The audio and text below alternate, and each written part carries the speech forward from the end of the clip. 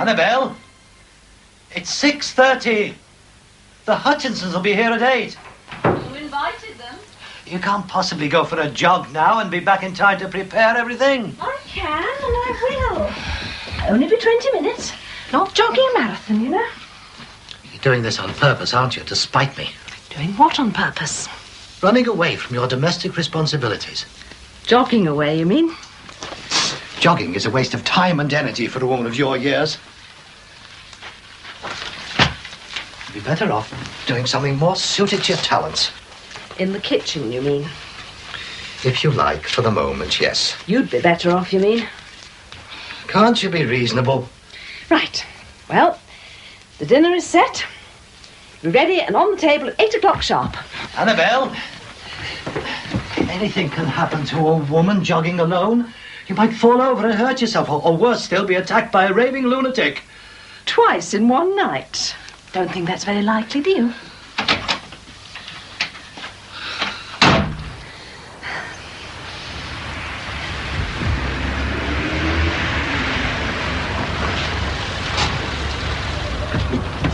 Evening. Evening. Out for a spin? Spin? Jogging. Yes. It's my first time. I feel a bit foolish. Oh, don't be. No. Now, I admire people of, shall I say, over 21, exercising their bodies. Ladies in particular. Shows an independent spirit. Oh, thank you. I feel more confident. Can I offer you some advice? As a doctor. Yes. Don't jog too far or too fast to begin with. Have one goal in mind, to reach your destination no matter how slowly.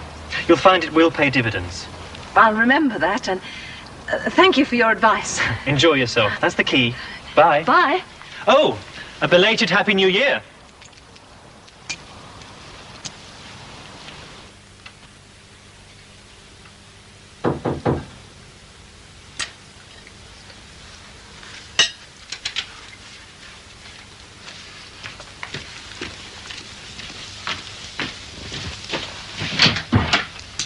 Hello. Hi. Come on in. Are you, still working? What else? Oh, well. I finally got time to get you this. Merry Christmas. Oh, Stuart.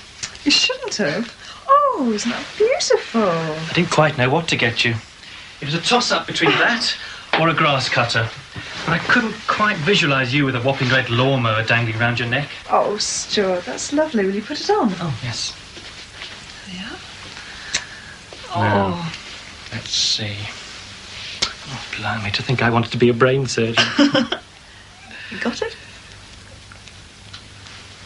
Yep. There. Done. Oh, that's lovely. Thank you. Now, what's it to be? An evening out, pink champagne, soft lights? I'm still working on the Cosgrove report. I can't go out. All right. Would I be in your way if I settled down to watch a spot of telly? With the sound low, of course. I was hoping you might say that. Well, say no more. Well, come along, young lady. Work. Don't let me stop you. Why don't you do some work? Like a cup of tea for me? You? Tea for two? Sounds like a good title for a song. Isn't that lovely? It's like Christmas all over again. Teddy bear a feather, mittens and booties are Fedney, and that off Annabelle. Are Karen and Damon actually volunteering to clean their bedrooms? Yeah. Barry with a job he seems to like. And our healthy little baby. I feel as if I'm in paradise, love. I know, and it shows, love. It really shows. Oh, dear.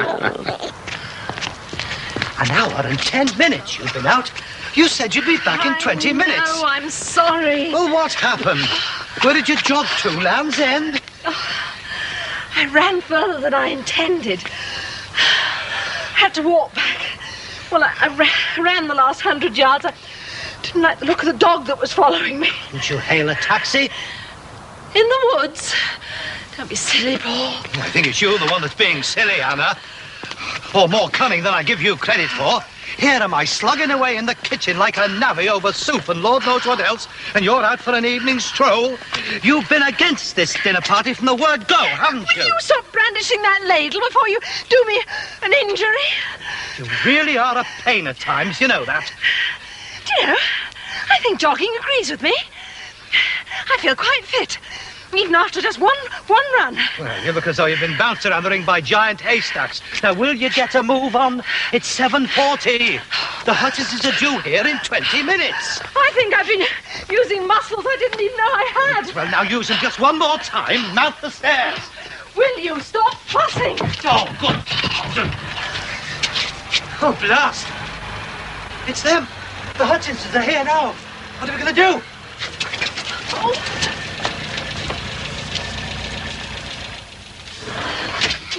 I thought you told them 8 o'clock. I did, damn it. I blame you for this, Hannah. Yes, you would. Now, look, be quick. I'll make excuses for you. Hurry.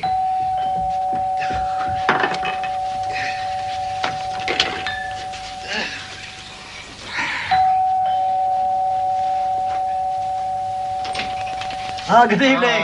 Good Come evening, in, Paul. please. Apologies for arriving early. Oh, that's all right.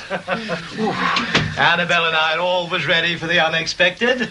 Oh, good. Yes.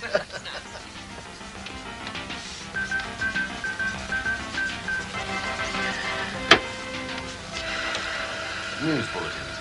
Think I need a break. Based firm of Z-Line, the company which makes agricultural machinery components, has announced almost 200 redundancies at its Brookside plant. The company claims Dear, my head. it has reduced demand for its products. What do you think? This will be served early next month. Meanwhile, a motion has been put before the next meeting of Sessions Council, calling on the company to think again. Z-Line reduced its workforce only last...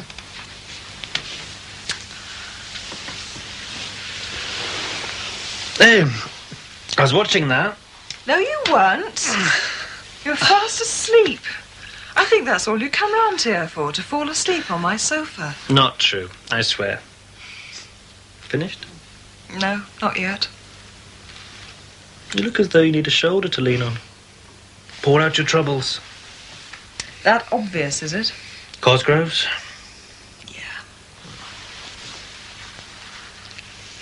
They accept my report, which recommends staff cuts.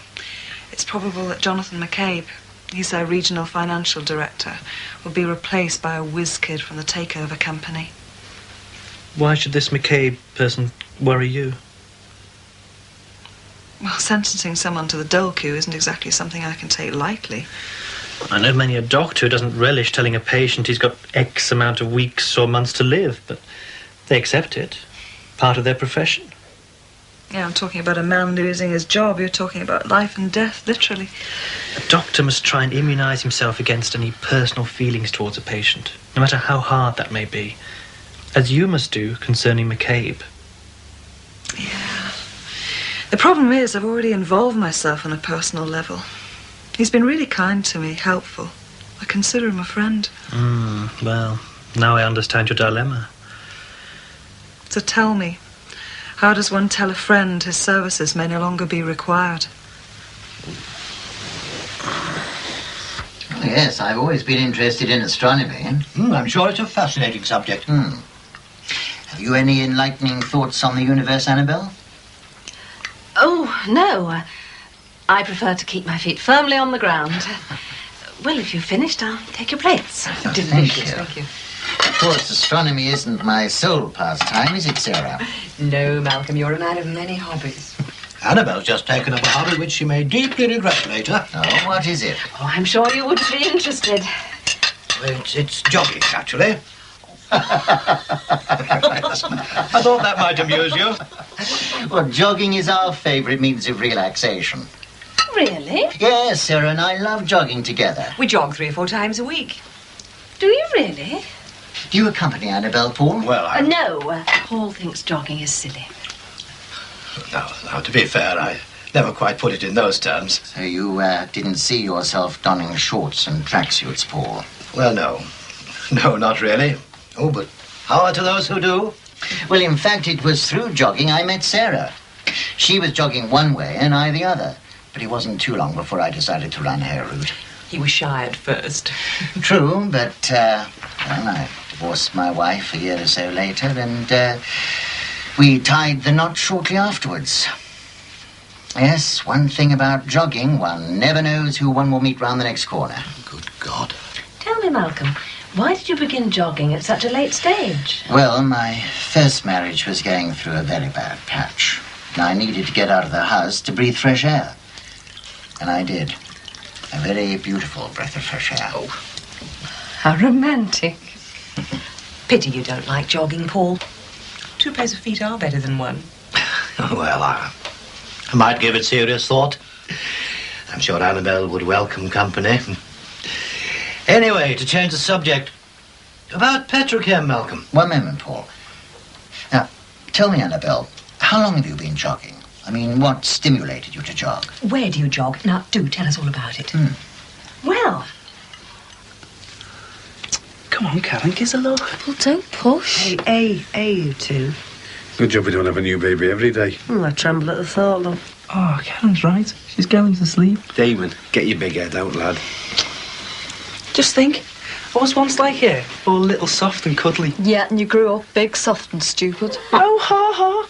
Well, look who's talking. You were so ugly when you were born. My mum wouldn't let you out in the street till you were 7, because your face scared all the kids. Very funny, that, Damon. Isn't that right, Mum? No. She was 9, actually.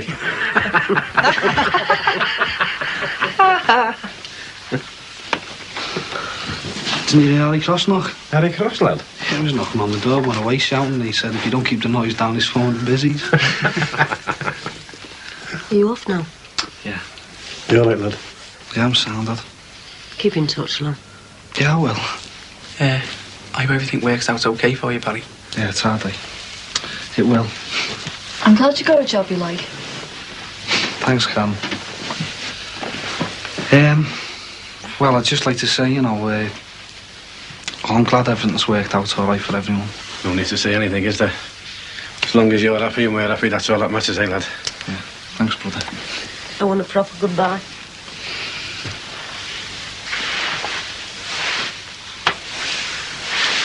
Don't stay away too long. No, won't be forever, will it, Mum? Look after yourself. Right, suppose I'd better get going. Look after yourself, everyone, all right? See you, Barry. See you, lad. Bye, love. Aye. Sounds like feeding time. Can I get it out, Mum? Give over. All right. Never mind that, Ace Conhead. Tell you what, you get her out when I'm ready. OK, Mum, say that. Can I do nothing, then? Of course you can, lad. Get lost. I'll tell you what, Mum. I'll feed her while you hold her, OK? No offence, son, but I don't think you've got the right equipment. What do you mean? 7 years, didn't I? Oh, yeah.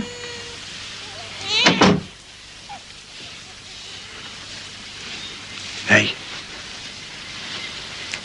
That fella out there can look after himself. It's this little one here that needs us now.